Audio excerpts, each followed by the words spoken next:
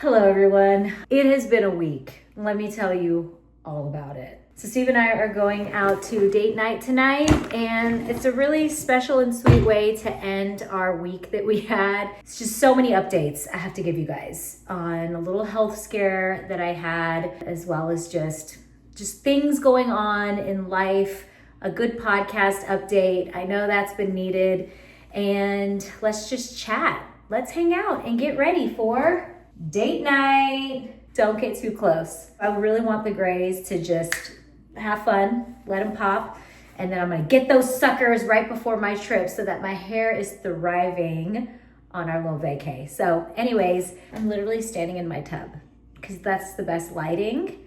How are you guys, by the way? I never know how to intro these things. I'm just like, oh wait, by the way, how are you? I'm gonna do a glowy look tonight, I think. Just something simple. We're going to a sushi restaurant. Two of our best friends, Joe and Jessa, they're actually coming over to babysit our kids. They have 2 kids themselves.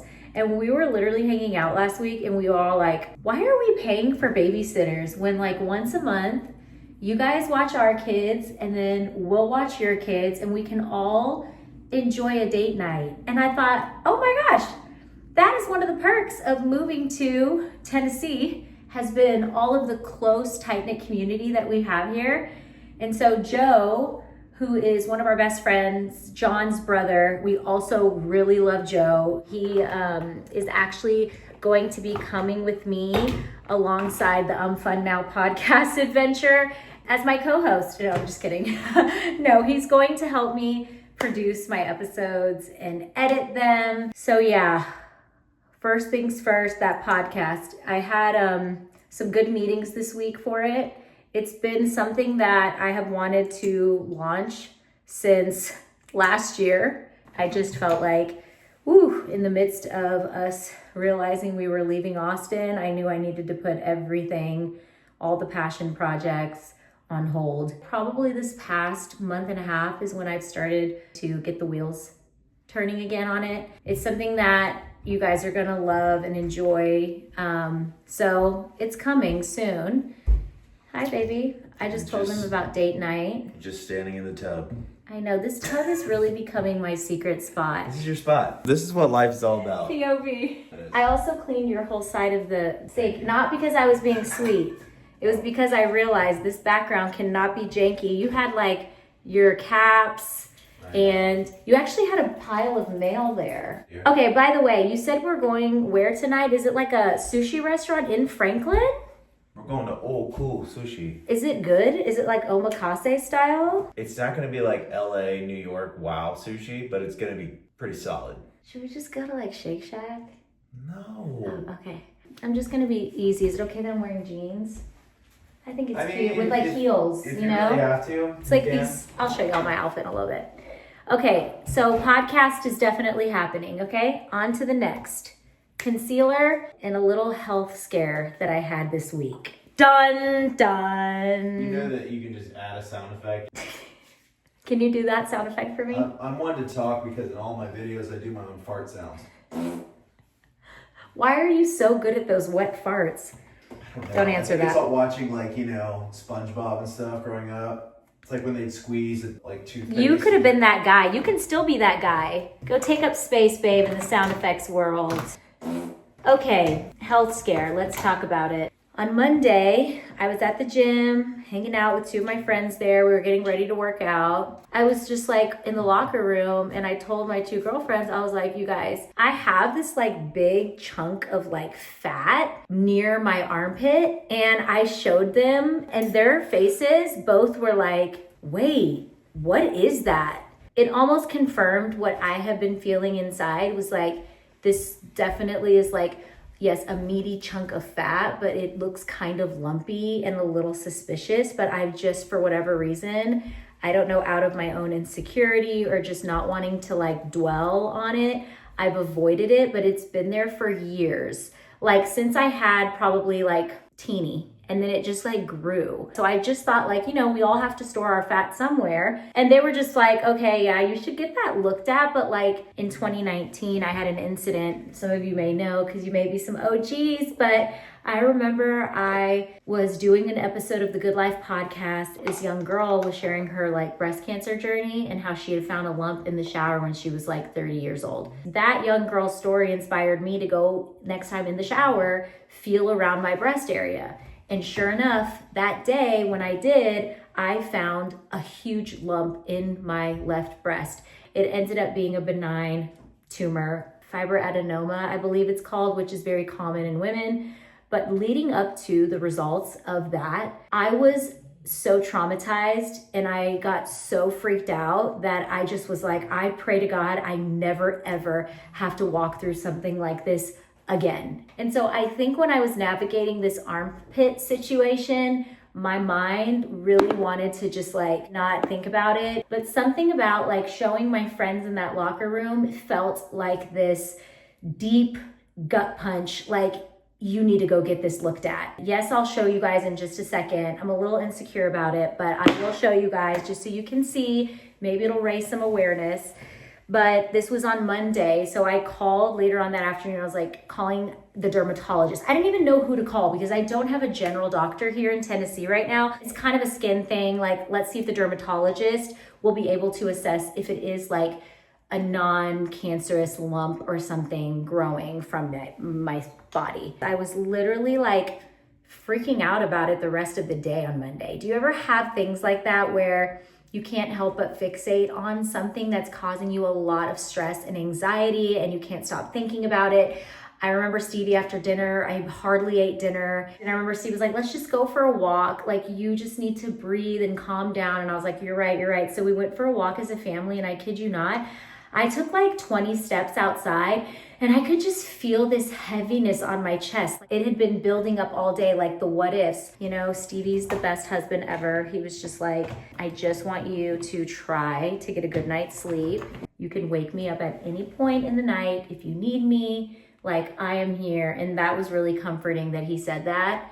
But it didn't actually get rid of like that heaviness. It was still very much there. And the one thing that I did not do until I really felt like I had come to the end of myself around 10 p.m. when the lights were out, I literally was like, God, I have not talked to you once today about this. In fact, I've tried to avoid you for whatever reason. I wanted to just find the answers myself, find the comfort myself. And obviously, this whole thing is out of my control. And so at 10 o'clock, I was like, okay, either I'm gonna be up all night with anxiety and have the worst pain in my chest over this, something I cannot control, or I'm going to actually take a deep breath and I'm going to just open up my Bible app on my phone. I went ahead and I clicked on the little Bible plan, and it was all about when you are basically completely giving into fear. We can't control the things that kind of rob us in the moment from being in the moment, the joy, everything from us being even ourselves. That very thing, it actually draws you closer to fear. And we know fear is not from God. Anxiety is not something that we all want. It's not something that is a good, yay, let's all go chase anxiety. It's such a great thing. But no, it is all stemming from this place of fear. And so it said, when you are drawing closer to fear, you're actually distancing yourself from the presence of God. And that's something that I knew I had to authentically be okay in the moment. Like, it's okay, Saz, that you feel this way. It's very real. It's a real fear. And I kid you not, when I read that, suddenly I felt a weight was lifted beyond my control. The fear was still, yes, very real, but then I released it and I just let it go. And I said, take it, just take it, God. And that allowed me to get to a place on my pillow when my head hit it, to where I was actually able to rest and close my eyes and go to sleep. So the next day I go to the dermatology place, and it's funny because the night before you're anticipating something, it's a lot worse than in the actual moment when you're actually finally there. When I was there the next morning, I was like, okay, we're here, finally. It's because God has walked before me. God walked before me in this, and he already laid out my steps. However this turns out today, like, I know, God, you are walking before me, and I have to trust that even in this scary hour. Anyways, long story longer. I go there and I get checked out, and I told them about the lump on this side. I don't know if you guys can see it, but it's this meaty chunk of lumpy fat. And it just, if you touch it, which if only you could touch it. No, it feels like I can feel like a little like clumps and lumps, and it's kind of freaky. So she felt it, she measured it, and she said, oh, I know exactly what this is. This is very common, believe it or not. And I said, what? It is? What? And she said, this is a lipoma, and it's basically clumped up fat tissues. She's like, it is looking and feeling like it is moving. It is very much a benign. And she's like, and the good news is like, you can easily get it removed without having to go under anesthesia. A lot of people don't touch them or take them out, but mine is so big. You can even see it, look, protruding right here under the bra. Like it's kind of rounded and it can get bigger. So I just feel like I want to get it out. But I will say, walking away from that experience taught me once again how thankful I am for my life. You know, when you feel like your mundane day-to-day life can be such a drag, but then when something like a health issue comes and strikes you, like you literally realize, wait, I want to go back to the mundane where I'm just like doing my life, because when your health is rocked, everything else is on pause. I'm just glad I went for the peace of mind. She said that if I decide not to do anything about it and not touch it, it's not going to be detrimental. You know, by leaving it in there, there is the risk that it's going to continue to just get bigger over time. Could it grow back? We don't know. I mean, we are going to biopsy it once they take it out, just for peace of mind and for clarity. But I was so relieved to hear them tell me this is something that we have seen. It is very common. I realize how grateful I am for my life, not to creep fear into y'all's lives, but to just raise the awareness of like, guys, we've got to just be as proactive as we can with our health, you know? And me waiting as long as I did is, I think, what made me freak out the most, because I was like, oh my gosh, what if it's too late? Because I noticed this a long time ago and I didn't do anything about it. But it's behind us. It's going to be behind us soon enough. It's funny how your kids can sense when something like that is going on. Oh my God, I'm trying not to cry. I literally just did my makeup. But I remember putting the girls to bed that night, and I wasn't my normal self. My kids could obviously sense like, Mom, something's going on. They're young, but they're not stupid. Teeny was like, Mommy, are you okay? Now she is young, so I didn't want to like freak her out, but I also just wanted to be honest about it. And sometimes you just want to talk about it with someone. Well, Teeny said it at the perfect time because it felt like an invitation. And I told her, I said, actually, yes, I have something in my arm that the doctor needs to look at to make sure it's nothing bad, but will you just pray for me that everything goes well? And she looks at me and she goes, Mom, everything will be okay. I'm gonna pray for your arm right now. And she just stopped what she was doing and she laid her little hand on my little clump right here, and she prayed and she said, God, I hope tomorrow everything on Mommy's appointment goes good, and I hope that Mommy has a good night's sleep, and I hope she doesn't worry about it. It's just so sweet. Wise words and prayers from a freaking 7-year-old.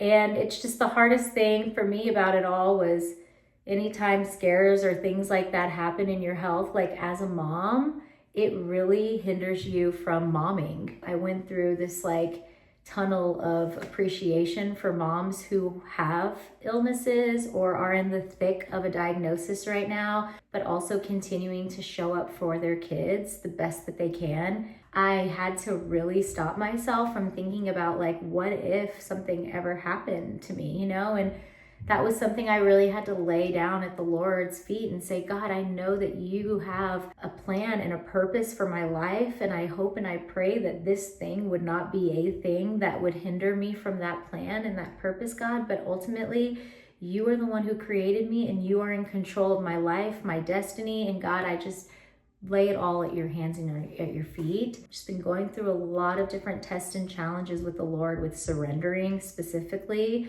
And so this just felt like another piece of that. And whew, I'm glad I'm walking now out on the other side, able to share this story and having good news. That's not always the case for a lot of people. So I'm just so grateful. I debated whether or not I was even going to share this news because I'm not trying to creep fear into y'all's lives. I'm also not trying to get sympathy. You know what I mean? Like, that's not what I'm trying to do with this. This was a very real thing that I navigated this week. So if we were going to do a life update, I was like, let me tell y'all how it is, because let's get real. And yeah, going back to my podcast, it's got to happen.